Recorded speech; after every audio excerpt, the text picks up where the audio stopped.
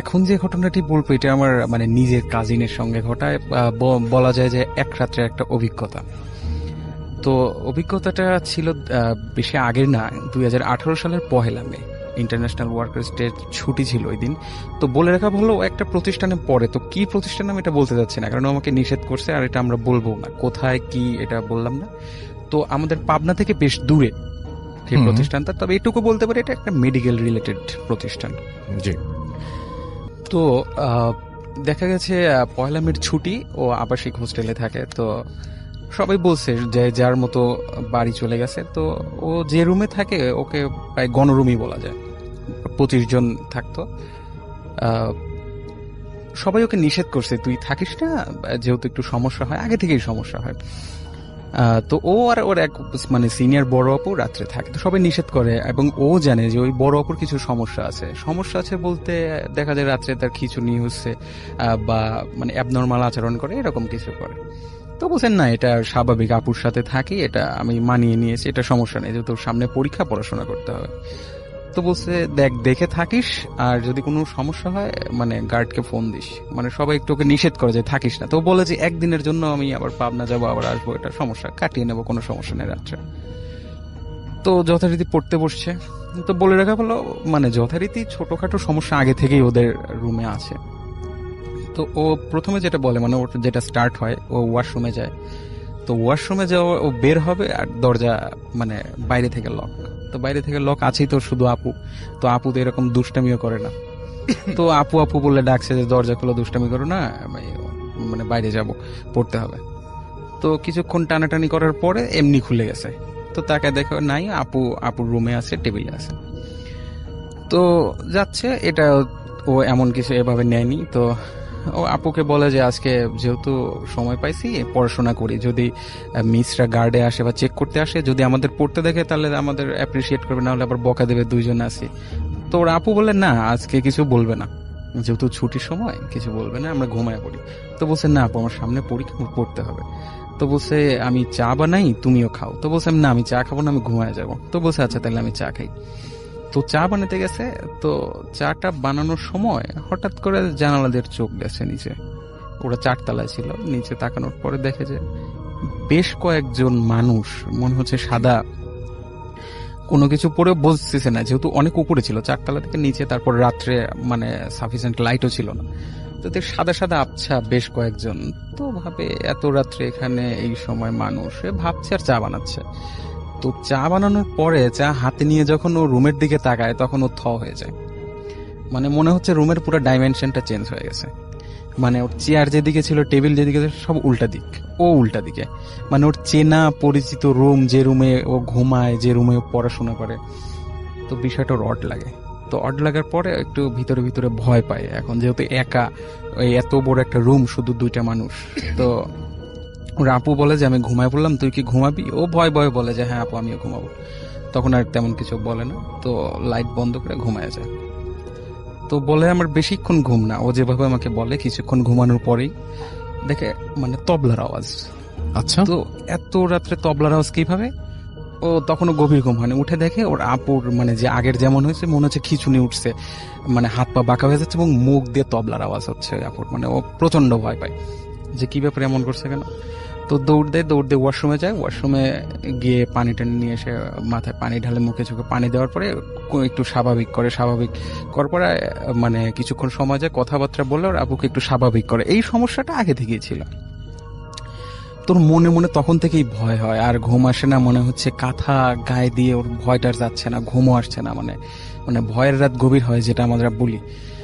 হুম, তো ভালো বলেছেন। হ্যাঁ। হ্যাঁ, তো ও ঘুমিয়ে গেছে এরকম চিন্তা করতে করতে এক সময় হয়তো তন্দ্রাচ্ছন্ন হয়ে ঘুমিয়ে গেছে। তো ঘুমানোর পরে ও ঘুমানোর সময় লাইট বন্ধ করে ঘুমিয়েছে। তো ও মনে হচ্ছে মানে আবছা আবছা ঘুম আসছে, গভীর আবছা আবছা মনে হচ্ছে, যে মনে হচ্ছে রুমের লাইট জ্বালানো, খুব ঠান্ডা রুমের মধ্যে। যদিও আমরা জানি যে ওই সময় তেমন একটা ঠান্ডা পড়ে না। আহ, তো যাই হোক, ও মানে খুব ঘুম, তাকাতেও যাচ্ছে না। তো মনে হচ্ছে মুখের ওপর কোনো কিছু আছে। তো কি আছে, চোখটা হালকা, চোখে হালকা একটু মানে ই করে আবছা হয়ে দেখে যে ওর সেই আপু ওর মুখের সামনে একদম মুখ লাগে মানে বসে আছে একদম মুখ বরাবর, হুম হুম, এবং চোখ দুটা বড় বড় এবং হাসছে, গাল দুটা যতটুকু স্ট্রেচ করে, আমরা যেমন জোকারকে দেখি হুম। একদম গাল দুটাকে স্ট্রেচ করে আছে। ওর আপুকে একটা ধাক্কা দেয়, একটা চিৎকার দেয়, এবং চিৎকার দিয়ে এক দৌড়। যেহেতু ওটা গণরুম ছিল, পাশেও গণরুম, বিশাল বিশাল রুম থেকে বড় লম্বা করিডোর, ও করিডোর দিয়ে দৌড় দেয়, কিন্তু ওর ভিতর যে মানে ভয়টা, ওই ভয়ের জন্য আর দৌড় দিতে পারছে না। হুম। তো ওর সম্মোহনটা ভাঙে একটা কথা শুনে, মানে একটা রুমের পাশ দিয়ে যাচ্ছে, মানে হালকা হালকা দেখে যে, যেহেতু গ্লাস দিয়ে দেখে লাইট জ্বালানো, তো মানে করুণ সুরে বলছে, আপু আমাকে নিয়ে যাও, আপু আমাকে নিয়ে যাও, এরকম করে, মানে হুম। স্পষ্ট, মানে অল্প স্বরে। ও তো ভাবছে আমার সাথে যেমন হচ্ছে এই রুমে হয়তো একজন দুজন আছে, ওদের সাথেও হচ্ছে। তো ও গ্লাসটা খোলে, হুম। তো আসলে গ্লাসটা খুলে যে মানে ওই দেখার জন্য, যেটা দেখছে সেটা দেখার জন্য প্রস্তুত ছিল না। এটা দেখার পর থেকে ওর মাইগ্রেনের সমস্যা, এখনো সমস্যা আছে। আচ্ছা। ও দেখে একটা মেয়ে মানে পুরা ঝুলছে। যেহেতু ওদের মানে মেয়েদের হোস্টেলে মানে সিলিং ফ্যান অ্যালাউড না, তারপরেও মনে হচ্ছে উপরে ঝুলছে, এবং ও জানে ওখানে সিলিং ফ্যান নাইও, এবং মনে হচ্ছে, আমরা জানি যে যদি ঝুলে থাকে একটা মানে মিনিমাম ডিস্টেন্স থাকে দড়ির, মনে হচ্ছে একদম দেয়ালের সাথে গলাটা আটকে আছে। তো ও এটা দেখে তাও বলে যে আমি যদি সেন্সলেস হই আমি বেঁচে যাই, মানে যে দৃশ্যগুলো দেখছি আমি দেখার জন্য হুম। প্রস্তুত না। তো হঠাৎ করে ও বলে যে আমার মানে ঠিক কোমর বরাবর একটা ধাক্কা আসে। তো কিসের ধাক্কা? ও দেখ একটা ট্রেসার, মানে লাশ যে ট্রেসারে হুম, নেয় হুম, সেই হুম, ট্রেসার, হুম, এবং tracer। অন্য কিছু না। ওর মানে মনে হচ্ছে ওর লাশটাই ও দেখছে ওর সামনে, একদম নিজের চোখের সামনে নিজের দেখতে চোখের পাচ্ছি সেটা। সামনে, এবং আচ্ছা। বলে যে সজোরে একটা ধাক্কা খাইছে কোমরে। ওটা দেখে আর ওর কোনো সেন্স নেই, ও মানে একদম সেন্সলেস। তার পরের দিনে ওর জ্ঞান ফেরে, এবং জ্ঞান ফেরার পরেও তারপর থেকে ওর মাইগ্রেনের সমস্যা এবং প্রচুর সমস্যা, এবং ও আমার নিজের কাছে এবং নিজে এটা শেয়ার করেছে। এটা হচ্ছে Okay. ঘটনা। Thank you so much. দর্শক শ্রোতা, আশা করি প্রতিটি ঘটনা আপনাদের কাছে অনেক ভালো লেগেছে এবং প্রতিটি ঘটনা গায়ে কাটা দেওয়ার মতো ছিল। আপনারা যারা এই ধরনের গাছ অঞ্চলে ভয়ানক ঘটনা শুনতে চান, তারা অবশ্যই এই চ্যানেলটি সাবস্ক্রাইব করে দিন। তাহলে প্রতিদিন রাত 10টার মধ্যে আমাদের ভিডিও সবার আগে পৌঁছে যাবে আপনার কাছে। আজকের মতো বিদায় নিচ্ছি। আল্লাহ হাফিজ।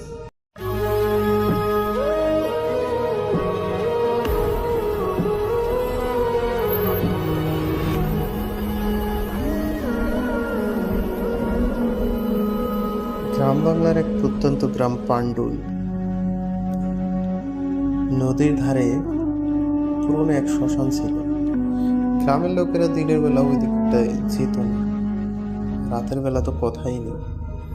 কারণ ওই শ্মশানের পাশ দিয়ে গেলেই অদ্ভুত সব আওয়াজ পাওয়া যেত। কখনো কখনো কারো কান্না, কখনো আবার শূন্যে ঝনঝনানি, শিকলের শব্দ এবং শিকল টানার শব্দ, এরকম অনেক শব্দই পাওয়া যেত। তো এসব কারণে মানুষ ওই দিকটায় যেতে অনেক ভয় পেত। দিনের বেলাতে যদিও যেত, কিন্তু রাতের বেলায় ভুলেও ওই দিকটায় যাওয়ার কথা ভাবতো না। তো একবার হচ্ছে কালীপদ নামের এক ছেলে, সে তার বন্ধুদের সাথে সব বিষয় নিয়ে কথা বলাকালীন সে এক পর্যায়ে বলে বসে যে ভূত টুত তো কিছু নেই, আমি বিশ্বাস করি না, আমি সব প্রমাণ করে দেখাবো। তো তার বন্ধুরা তাকে বারবার বোঝালো যে না, ওখানে যাস না, ওখানটা অভিশপ্ত, ওখানে যে যায় সে আর কখনো ফিরে আসে না। কিন্তু সে কারো কথা শোনে না। সে বলে ওখানে ভূত টুত কিছু নেই, আমি প্রমাণ করে দেব। তো লোককথায় প্রচলিত আছে বহু বছর আগে নাকি এক ব্রাহ্মণকে ওখানে জীবন্ত কবর দেওয়া হয়েছিল। সেই থেকে তার আত্মা নাকি ওখানে আজও ঘুরে বেড়ায়। তো কালীপদ হচ্ছে গভীর রাতে একটা লণ্ঠন হাতে নিয়ে শ্মশানের দিকে যায়। শ্মশানে গিয়ে সে দেখতে পায় সব কিছু ঠিকই আছে, কোনো কিছুই তার কাছে অস্বাভাবিক মনে হয় না। তো যখন রাত আরেকটু গভীর হয়, ধীরে ধীরে সব কিছু কেমন নির্জন হতে থাকে। নদীর উপরে চাঁদের আলো পড়ে চারপাশটা ভীষণ ভয়ঙ্কর রকমের হয়ে ওঠে। হঠাৎ সে শুনতে পায় কেউ যেন আস্তে আস্তে বলছে, কেউ যেন আস্তে আস্তে মন্ত্র পড়ছে। চারদিকে খালি শব্দ ক্রমশ তার কাছাকাছি আসতে লাগলো। কালীপদ সাহস করে শ্মশানের মাঝখানে একটা পোড়া চিতার পাশে বসে পড়ে।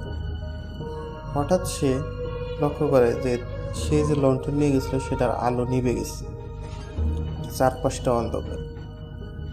তারপরে শীতল একটা বাতাস তার গায়ে ঘিরে ধরে, আর সাথে সাথেই তার গায়ে কাটা দেওয়ার মতো একটা কণ্ঠ পায় যে, তোকে এখানে কে ডেকেছে? আমার ঘুম কেন ভাঙালি? তো কালীপদ তো ভয় পেয়ে যায়।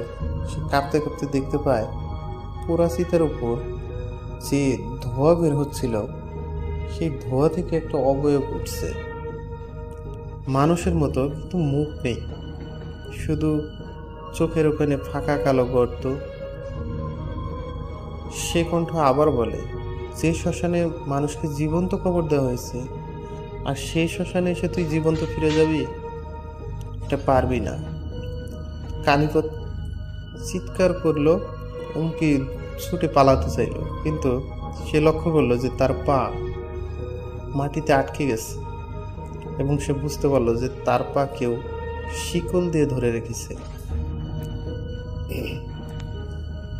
সে জোরে চিৎকার করতে গেল, কিন্তু তার গলা দিয়ে আওয়াজ বের হচ্ছিল না।